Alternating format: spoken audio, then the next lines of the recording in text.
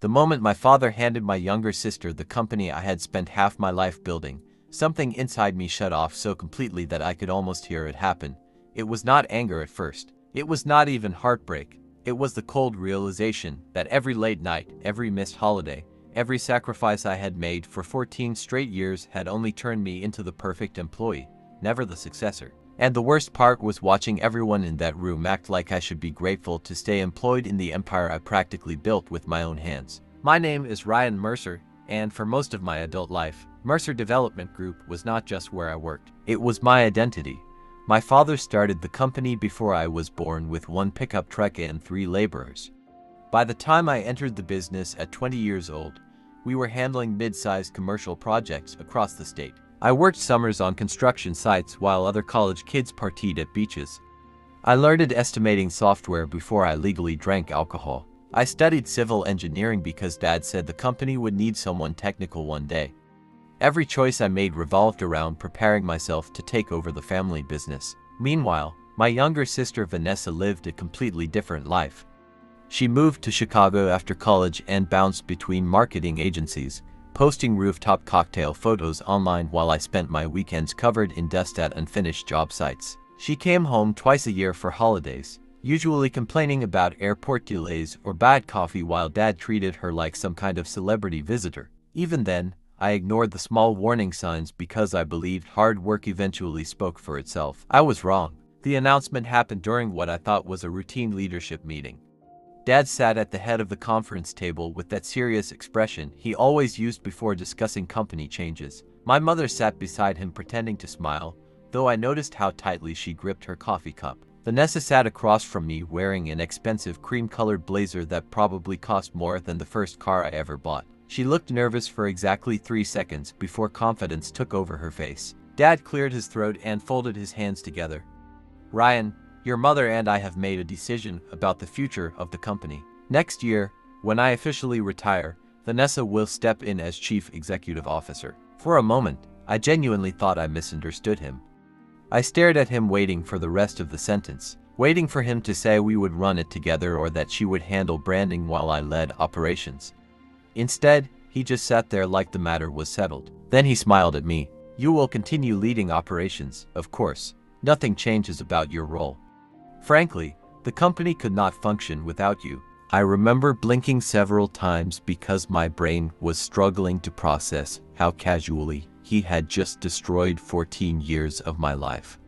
Vanessa gave me this soft, fake sympathetic smile that somehow made everything worse. "Ryan," she said gently, "I know this is unexpected, but I really think the two of us are going to make an incredible team." I looked at her and almost laughed. A team. She had worked at Mercer Development for 11 months. 11. I had been there 14 years. I leaned back slowly in my chair and asked the only question that mattered. Why her? Nobody answered immediately. My father looked down at the table. My mother suddenly became fascinated with fixing her bracelet. Vanessa crossed her arms defensively. Finally, Dad sighed heavily. Vanessa has stronger leadership instincts. She connects naturally with people.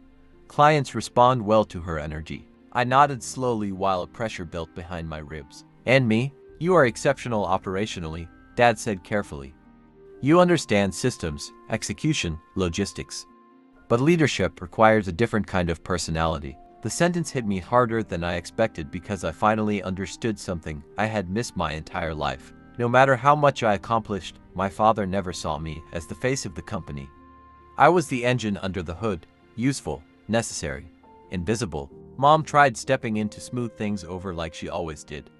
"Sweetheart, this does not diminish your importance. Vanessa will rely heavily on you behind the scenes." Behind the scenes. Those 3 words echoed through my head so loudly I barely heard anything after that. Because behind the scenes was exactly where I had always been. I was the guy fixing impossible scheduling disasters at midnight. I was the one calming furious subcontractors.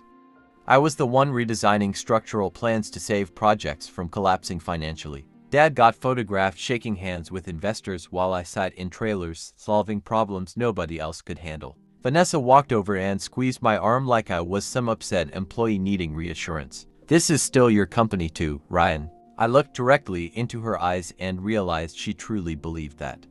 She honestly thought I should feel honored to support her leadership after sacrificing my youth for a business she treated like a temporary hobby until recently. I stood up before my anger exploded. "Congratulations," I said quietly. Then I walked out. The hallway outside the conference room felt strangely unfamiliar even though I had spent most of my life inside that building. Framed photographs covered the walls showing completed projects, groundbreaking ceremonies, and award dinners. My father stood proudly in almost every picture. Vanessa had appeared in several recent ones after joining the company. I noticed something else too. I was barely in any of them. That night, I sat alone on my apartment balcony with a bottle of bourbon and my laptop open beside me. Downtown lights stretched across the skyline, including several towers our company had built over the years. The tallest one, Grand Plaza, stood illuminated against the dark sky like a reminder of everything I had poured into Mercer Development. Grand Plaza had nearly killed me. I spent 4 straight months managing that project after the original timeline fell apart. I slept in site trailers, skipped Thanksgiving, and missed my best friend's wedding because the concrete schedule collapsed during winter storms. In the end, we finished ahead of schedule and under budget. Dad accepted an industry award for it while thanking the leadership team publicly. He never mentioned me once. My phone buzzed with a text from Vanessa. "Hey, I know emotions are high right now. Let us get lunch tomorrow and talk through everything. I really value you." I stared at the message for several seconds before locking my screen without responding. Then something happened that changed my entire life. For the first time in 14 years, I asked myself a simple question. What exactly was I killing myself for anymore? The answer terrified me because there was none. I closed my laptop, leaned back in my chair, and made a decision so quietly that nobody around me realized the earthquake it would eventually cause. If Mercer Development was never going to belong to me, then I would stop treating it like it did. The next morning, I arrived at the office at exactly 8 o'clock instead of my normal 6:30. Grace at reception looked genuinely shocked. "Ryan, are you okay?" I smiled calmly. Never better. By the time I reached my office, chaos was already waiting. Emails marked urgent flooded my inbox. 2 project managers were arguing outside my door. One superintendent had left 3 voicemails about a concrete delivery issue. Normally, I would dive into all of it immediately and stay buried until late evening. Instead, I handled each issue methodically during regular working hours. No rushing, no overextending, no absorbing responsibilities that belonged to other departments. For the first time in my career, I did exactly what my job description required and nothing more. At noon, Vanessa appeared in my doorway carrying 2 salads. "Lunch? Cannot today," I said without looking up. Her smile faded slightly. "I thought we could discuss the transition." "Nothing to discuss. You are the future CEO. I am operations manager." Seems pretty straightforward. She walked into my office and lowered her voice. "Ryan, do not do this." "Do what?" "Act bitter." I finally looked at her. Bitter would imply surprise. "Honestly, this just clarified things for me." She folded her arms. "Dad said you still have not reviewed the Weston medical bid." I checked my calendar theatrically. Looks like nobody scheduled time for that. "The bid is due Friday." "Then I guess somebody should handle it." Her expression hardened. "You know that project depends on your numbers." I shrugged lightly. "Sounds important. Good thing leadership chose the right CEO." That was the first moment I saw fear flicker across her face. At exactly 5 o'clock, I shut down my computer and left. No emergency calls. No after-hours fixes. No taking work home. The freedom felt almost unreal. 2 days later, we lost the Weston medical contract because of an estimation mistake I would have caught instantly. My father exploded. He stormed into my office Monday morning, slamming the door behind him. "What the hell is wrong with you lately?" I remained calm. "Morning to you too. We lost Weston because nobody verified the steel projections." I nodded once. "That is unfortunate." His face turned red immediately. "Unfortunate. We chased that account for 3 years." I folded my hands together. Was Vanessa overseeing that proposal? You know, she still needs support on technical matters. There it was again. Support. Translation. Save everyone quietly while someone else gets credit publicly. Dad pointed at me furiously. "You are acting selfish." "No," I said calmly.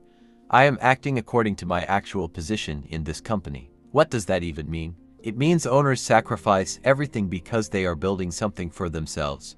Employees work scheduled hours. Since you made it clear I am just an employee, I adjusted accordingly. For the first time in my life, My father genuinely looked shaken by me. You are willing to hurt this company because your ego got bruised. I laughed softly. My ego survived fine, Dad. What died was my loyalty. He stared at me silently for several seconds before changing tactics. The Grant Corporation requested you specifically for a Thursday meeting. Their executives trust you. I checked my calendar. I can attend from 9:30 until 10:30. The meeting starts at 8. Then they will have to begin without me. Dad looked at me like he no longer recognized his own son. Good, I thought, because I barely recognized myself either. The Grant meeting turned into a disaster before I even arrived. By the time I walked into the conference room at 9:30, tension already filled the air. Vanessa was attempting to explain accelerated development strategies to executives who clearly knew more about construction than she did. Then Daniel Reed saw me. Everything changed immediately. Daniel was Chief Financial Officer for Grant Corporation, our biggest client by far. He stood up the second I entered. Ryan, finally. The relief in his voice was impossible to miss. For the next hour, the entire conversation shifted toward me. Daniel ignored most of Vanessa's presentations and directed technical questions exclusively at me. We discussed modular framing systems I had designed, cost-saving methods I implemented during Grand Plaza, and structural sequencing innovations that cut 6 weeks off prior schedules. It reminded me why I loved construction in the first place. Not politics, not titles, the actual work. After the meeting ended, Daniel stopped me privately near the elevators. I hope you do not mind me being direct, he said quietly, but something feels off around here lately. I kept my expression neutral. Transition periods are always complicated. He studied me carefully. Your father mentioned your sister is taking over. That is correct. Interesting decision. I said nothing.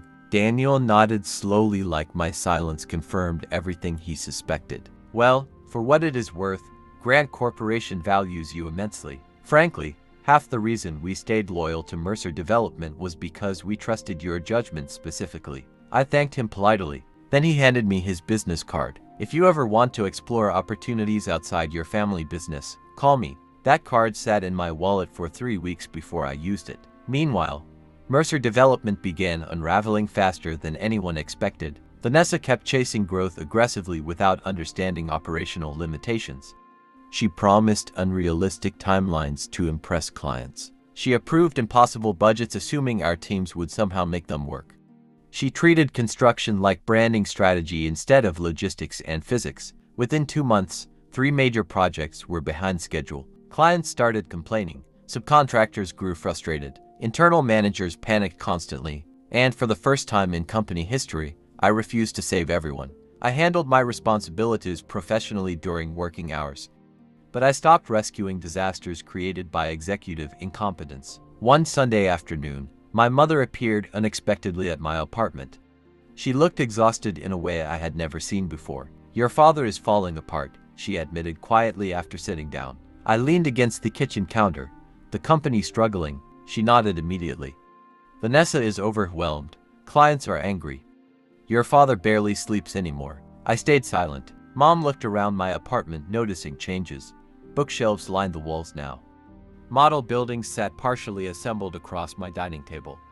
For the first time in years, my home looked lived in. You seem different, she said softly. I am. Ryan, your father wants to fix things. I almost laughed. Fix what exactly? The part where he spent 14 years preparing me to inherit the company before handing it to someone else. Mom's eyes filled with tears. We never meant to hurt you. Intentions do not change outcomes. She lowered her voice.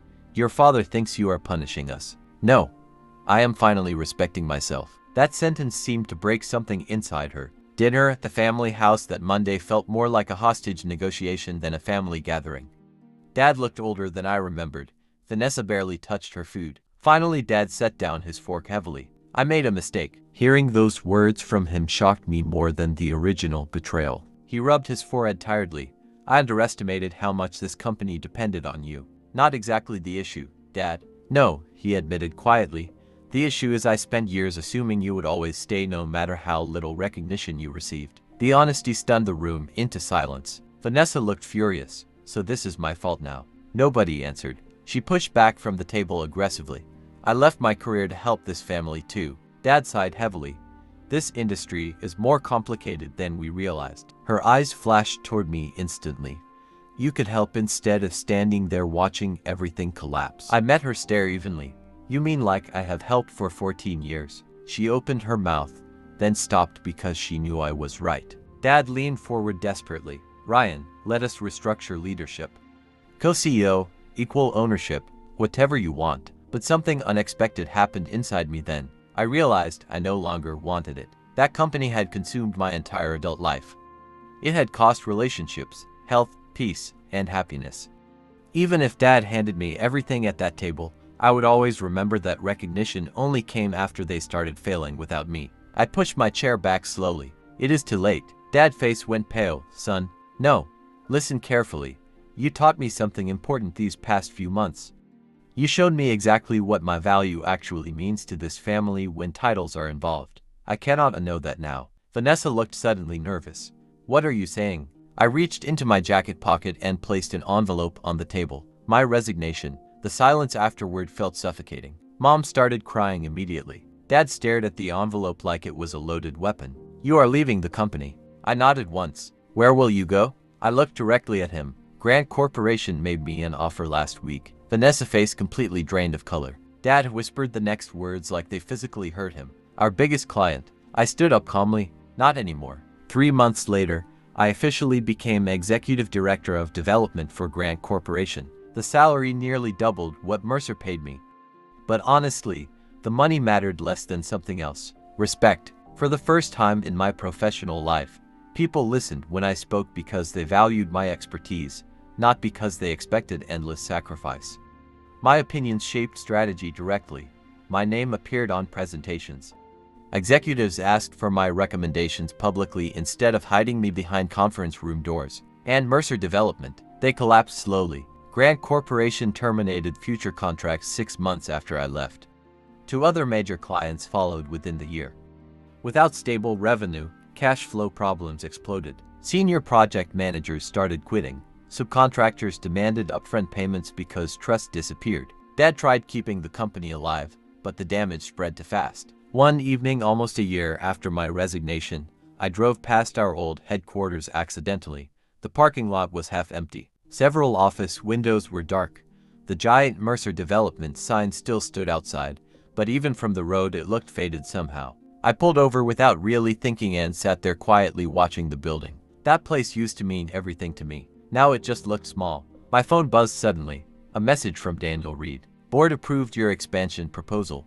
Congratulations, partner. Partner. Such a simple word, yet hearing it still felt strange after spending years treated like invisible machinery. I looked at the old company one final time before driving away. People always think betrayal destroys you immediately like an explosion, but sometimes it happens slower.